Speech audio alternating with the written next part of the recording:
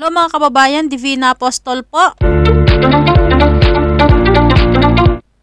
At muling magbabalik. Kahapon po mayroon po tayong mga nai-upload na video dun sa nangyaring Senate hearing ni Senador Riza Hontiveros mga kababayan. Tapos nagbasa po tayo ng mga comment dyan sa mga video na ating in-upload at meron pong isang comment na pumukaw po sa inyo sa aking link, sa aking attention mga kababayan. Ito po yung comment ni Mirasol. Sabi, ipaskil natin sa screen. Ayan, basahin nyo mga kababayan. Sabi niya, totoo po yan, may mga armado sila bodyguard. Kasi yung kabats ng asawa ko na ex-marine, yan nakapasok kay Pacquiao, personal bodyguard siya ngayon ni Kibaliw.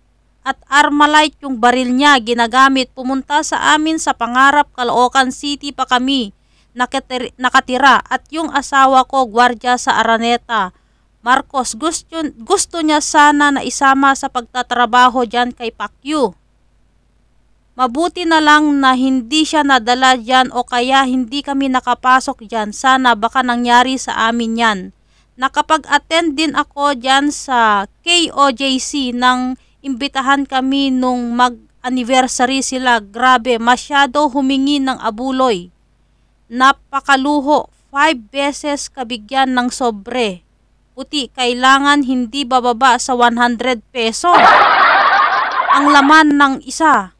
Kaya hindi na ako umulit pumunta dyan. Satanas pala pinuno nila si Pacquiao. Oh my God mga kababayan, no? Biruin mo yan, no? Ngayon lang po ako nakakita ng isang pastor mga kababayan na may personal bodyguard. Diba? Sa bagay mga kababayan, sa dami ng worker ni Pastor Apollo Quiboloy na nang lilimos sa buong Pilipinas, pumupunta sa mga mall, 'di ba? Sabi nga ni alias Jerome na halos naikot na niya lahat yung buong mall diyan sa Metro Manila, diyan sa Davao. 'Di ba? Para manghingi ng abuloy para kay Pastor Apollo Quiboloy. No? Grabe no. Napakawalang hiya naman netong ano na to. 5 beses ka bibigyan ng puting sobre, tapos dapat hindi bababa sa 100 peso? Sa hirap ng buhay, 'di ba? Hindi na to para sa ewan kasi talagang pinayaman lang talaga si Pastor Apollo Quiboloy. Kaya pala sinasabi ni dating Pangulong Duterte noon na nangihiram siya o nagpapahiram siya ng private plane pagmamay-ari ng kanyang kaibigan. Kung hindi ko meron akong niyan, sabi ni dating Pangulong Duterte, nangihiram siya ng private plane diyan kay Pastor Apollo Quiboloy. Kaya pala ganon na marami siyang pera pambili ng ganitong klaseng luho kasi maraming mga worker na nanghihingi ng abuloy para sa kanya, tapos sa mga anniversary nila hindi bababa sa 100 peso yung dapat ilagay sa puting sobre. O di ba? Ngayon lang ako nakakita ng ganitong religion mga kababayan. Tapos ngayon lang po ako nakakita ng isang pastor na may personal bodyguard. No? Imposible naman na itong personal na bodyguard na ex-marine hindi sasahuran to. Siyempre may pamilya ito mga kababayan. Kailangan naman na ibigay yung serbisyo ng libre. Diba? Tapos may mga baril pa. Saan kaya galing yung baril na ito? Sana Senador Riza Hontiveros, idagdag ito sa investigasyon ninyo kasi hindi po hindi po joke lang to.